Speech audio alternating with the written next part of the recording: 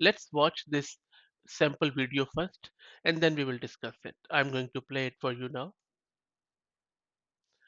So as you can see in this sample video, we are using Photoshop's generative AI tool to change a piece of art into Nike's ad. As you can see how quickly it is changing it.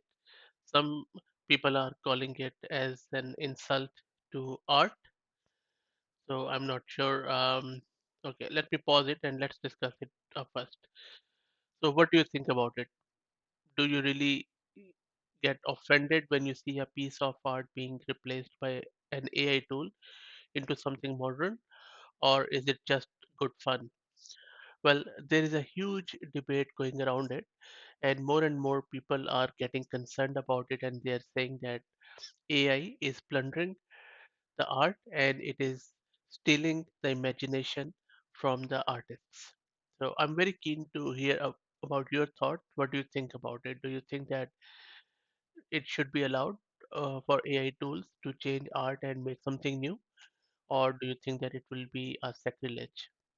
Please put it into the comment section. Thank you.